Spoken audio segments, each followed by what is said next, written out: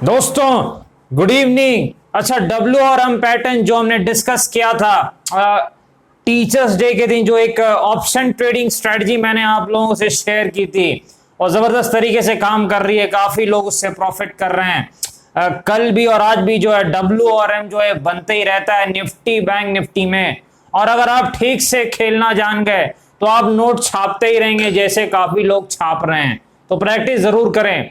चर्चा करेंगे निफ्टी की, बैंक निफ्टी की, स्टॉक्स के एनालिसिस करने का प्रयास करेंगे। स्वागत है आपका आपके अपने चैनल टीके मनी में। मेरा नाम है त्रिभुवन सर्टिफाइड इक्विटी डेरिवेटिव्स में। जो नए लोग हैं टेलीग्राम चैनल पर आ सकते हैं। टीके मनी आपको सर्च करना है, टेलीग्राम पे आ जाना है। टीके मनी आपको सर्च करना है टेलीग्राम पे, अगर आप चाहें आ सकते हैं। चलिए चर्चा की शुरुआत करते हैं। सबसे इंपॉर्टेंट है मार्केट यानी निफ्टी। देखिए मार्केट में जो है शुरुआत हुई, उसके बाद जो है कहीं ना कहीं एक दायरे में रहा। मार्केट जो है काफी टाइम तक एक रेंज में फंसा हुआ था और उसके बाद फिर जो है एक पिटाई हुई। लंच पैटर्न जो हम फ्री ट्रेनिंग क्लास में डिस्कस करते हैं कुछ वैसा बना भी, और एक अच्छी खासी गिरावट देखने को मिली और फिर एक अच्छा खासा बाउंस बैक भी देखने को मिला है निफ्टी में। जाते जाते आखिरी के घंटे में एक अच्छी खासी चाल देखने को मिली है।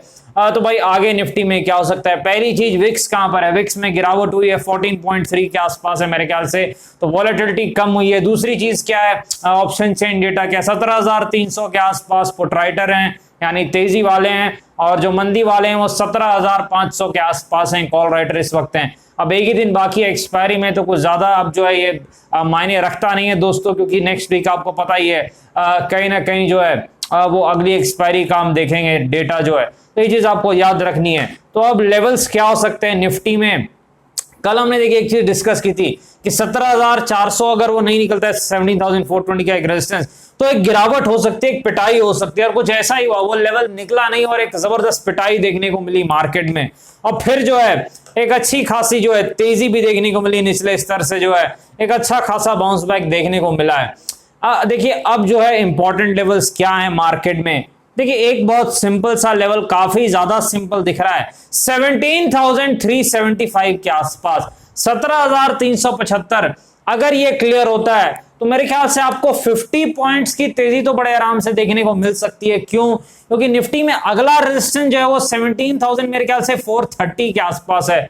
हाँ, तो तकरीबन 50 पॉइंट के आसपास की तेजी देखने को मिल सकती है। चीज आपको याद रखनी है। अब इसका मतलब ये नहीं कि आंख बंद करके काम करना है, कोई स्टॉप लॉस नहीं है, जो मन में आ रहा है कर रहे हैं। देखिए बड़ी सिंपल सी चीज है कि जब एक लेवल निकलेगा तो अगले रेजिस्टेंस से पहले मार्केट रुकता नहीं है। मार्केट का तरीका, ये चीज आपको याद रखनी है। एसआर थ्योरी यही कहती है, एस से आर, आर से एस, मार्केट ऊपर नीचे, एस से आर से एस, यही करते रहता है। ये चीज आपको याद रखनी है।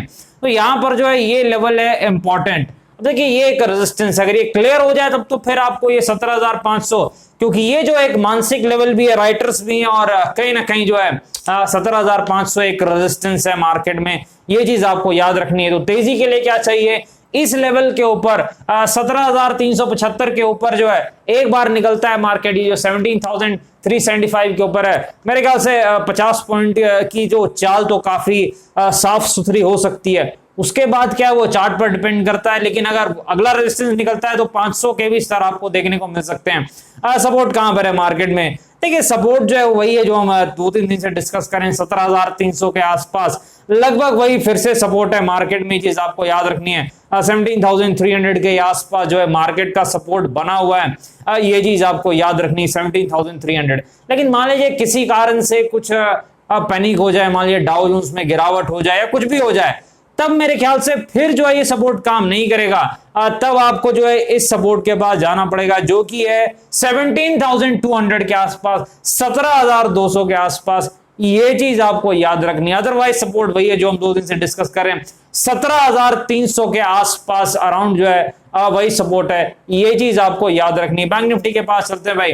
देखिए बड़े आसानी से यहाँ पर एम पैटर्न भी है, डब्ल्यू पैटर्न भी है बैंक निफ्टी में। कहीं ना कहीं आप लोग देखिए डब्ल्यू और एम मैंने इसलिए आपको टीचर्स डे के दिन आप लोगों के साथ शेयर की, वो बेस्ट ऑप्शन ट्रेडिंग स्ट्रेटजी, क्योंकि याद रखिए मेरा एक्सपीरियंस कहता है कि डब्ल्यू और एम जो है one of the best strategies है। सिंपल है, स्टॉप लॉस छोटा देती है, प्रॉफिट बढ़ा देती है, और क्या चाहिए भाई।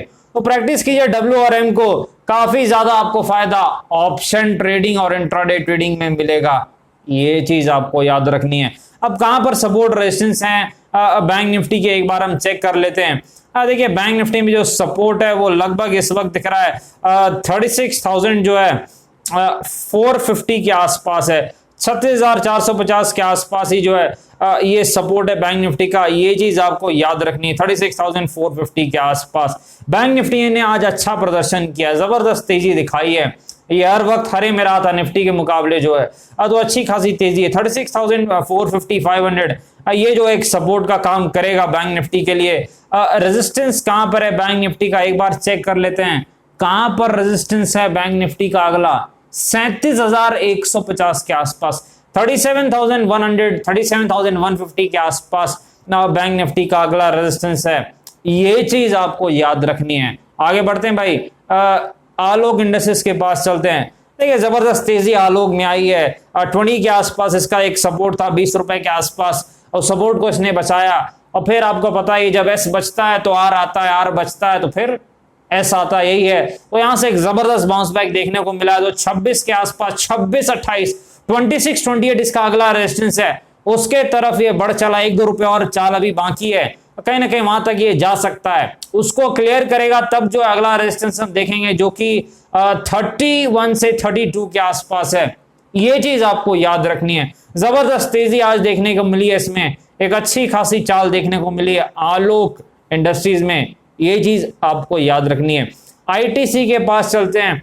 देखिए आईटीसी आपको पता है हमेशा रेंज में ही रहता है, 200 के आसपास सपोर्ट है, सपोर्ट के आसपास आता है, हम हर बार डिस्कस करते हैं, 10-20 रुपए ऊपर चला जाता है, फिर ऊपर रेजिस्टेंस से टकराता है, फिर रुक जाता है। आपको पता है फंडामेंटली अच्छी कंपनी है, 5% के आसपास डिविडेंड यील्ड भी है, सब कुछ अच्छा है, लेकिन स्टॉक एक दायरे में रहता है, मार्केट रॉकेट बन जाए तो भी जो है ये नॉर्मल दायरे में ही रहता है, मार्केट क्रैश करे तो भी जो है ये दायरे में ही रहता है, तो लगभग ये दायरे में रहने वाला एक स्टॉक है। 220-25 के आसपास इसका पहला रेजिस्टेंस है, अगर वो निकलता है तभी कुछ उम्मीद रहती है कि 250 यानी अगले रेजिस्टेंस तक जा सकता है, अदरवाइज वही है 200 से 220 का जो दायरा है उसी में ये रेंज बाउंड ट्रेड दिखा सकता है। अच्छी कंपनी है, इसमें तो कोई शक नहीं है।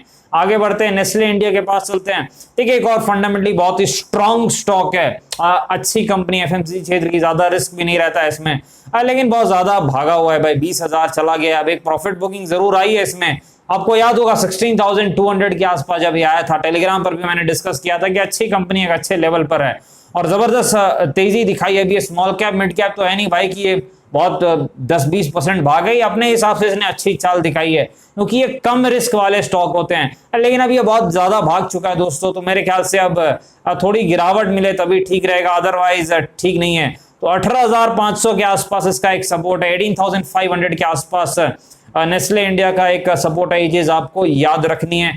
फंडामेंटली तो बहुत ही अच्छी कंपनी है, लॉन्ग टर्म कोर पोर्टफोलियो का स्टॉक है, कोई दिक्कत नहीं है। विप्रो के पास चलते हैं भाई, एक और फंडामेंटली स्ट्रॉन्ग स्टॉक है, आईटी स्टॉक जबरदस्त तेजी के बाद अब बैक फुट पर दिख रहे हैं, गिरावट दिखा रहे हैं।